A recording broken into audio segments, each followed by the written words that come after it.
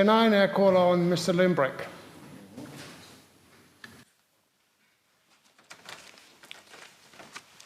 Thank you, Acting President. It will surprise no one in this chamber that the Liberal Democrats reject this attempt to continue the worst intrusion by government into people's lives in the history of this state.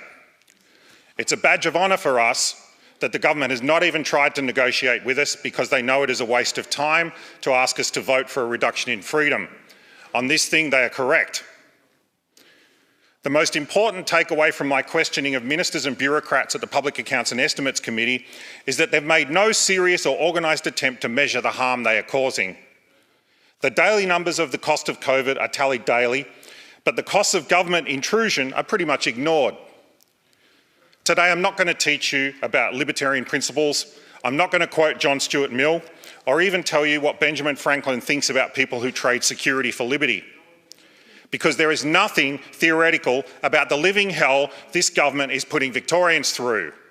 So today it's my duty to speak on behalf of the hundreds of people who've called my office and without any prompting from us wanted to share their stories with me and my staff. Many of these stories are truly harrowing. There was the person who liquidated their business to put food on the table, nearly lost their house and lost 2 friends from suicide in the space of 1 week. There is the new migrant who loved Australia and was setting it up for their family to also come here, but is now returning to their country of origin. There was another story that I decided not to tell here because it's so distressing I doubted I could stand here and read it. There were the people who have put off weddings, the grandmother who is banned from visiting her first grandchild, a child who has stopped talking, the people so depressed they cannot leave their house, a school child so depressed they refuse to eat, a woman afraid that her son was a suicide risk because, as she said, he has nothing left to live for, no home of his own, no job and no hope. The calls were endless. Some constituents were crying and I had to advise my staff members to take a break for their own well-being. And on the evening news, we see a mother and her daughter being chased by police on the beach for our safety. A man questioned by police while taking his bins out for our safety. A woman tackled to the ground by police for our safety. A woman fined thousands of dollars for buying toilet paper a few kilometres outside her zone for our safety. A shot fired at a car by police for our safety. This is not government. This is state-sanctioned bullying.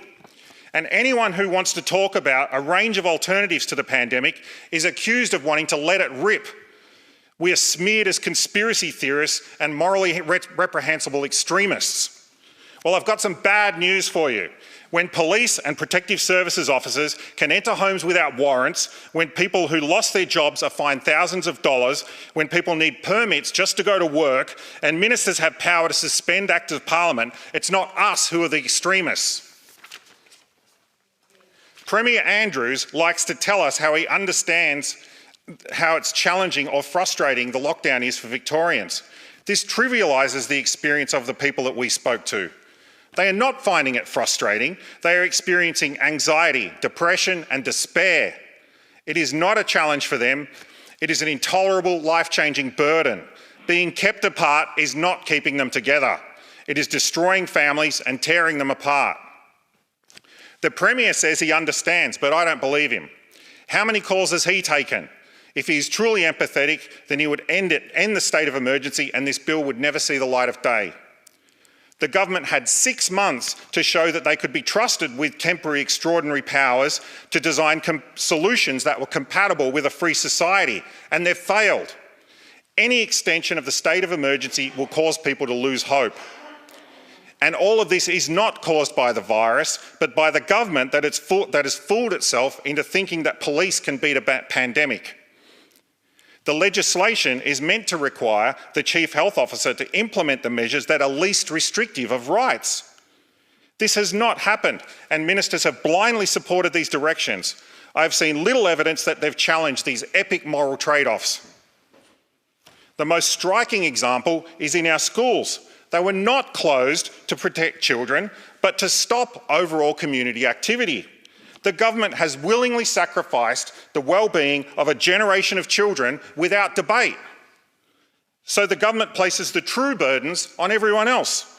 It outsources its morality by putting the burden on public health officials who will no doubt be hauled before royal commissions at some point in the future. It outsources its own foolishness by asking police to enforce illogical rules that make them look silly. It puts the burden of education on families, some of them single parents that are already under great stress. And then it throws money at mental health services as if parking ambulances at the bottom of a cliff will make us all better. And to add insult to injury, it will hand the bill to our children who will end up paying for these packages, as the government likes to call them, possibly for the rest of their lives. Will they ever forgive us? The Liberal Democrats don't care about the political game. I'm not here calling for anyone to resign, but just for once I would like to see the government listen to people, to recognise that what they are doing has not worked, to take ownership for the harm they are causing and put an end to it. If the government loses the vote today, which seems unlikely, I hope that it will also dare to lose its fear of voluntary action. I hope that the Premier will honour the commitment he made to me that all freedoms of Victorians will eventually be returned. I believe Victorians are not stupid and can be trusted to manage risks if given good information. As the Premier himself noted, most people were wearing masks before he sent in the police to enforce it. Voluntary compliance has worked well in many parts of the world. Japan was legally prevented from instituting lockdowns and mandatory mask wearing, so they were forced to educate people and sent everyone masks in the mail. There was little compulsion and fines were unthinkable. Closer to home, we've seen some great examples of voluntary compliance in country towns like Colac. They used business and community leaders to manage their own communication campaigns way back in March. When COVID did break out from their local abattoir, they were quickly able to stamp it out using their own contact tracing. They demonstrated that they could control the pandemic without being bullied. This Parliament and the Victorian public had put their trust in the government that they would not use their extraordinary powers excessively. This government has had more than enough time to come up with solutions that are compatible with a free society. They have not even been able to articulate the end game or why we are doing this. Whenever the choice between allowing people to make sensible decisions by themselves or using a big stick, the government will choose the big stick nearly every time. They cannot be trusted with this power, and so they cannot be trusted with an extension to the state of emergency. On behalf of millions of Victorians who are fed up with being treated like children, the Liberal Democrats are here to inform the government that the trust that was placed in your hands has expired. Your time is up. It is time now to recognise the harm you are causing Victorians, end the state of emergency, end the lockdowns and end this madness immediately.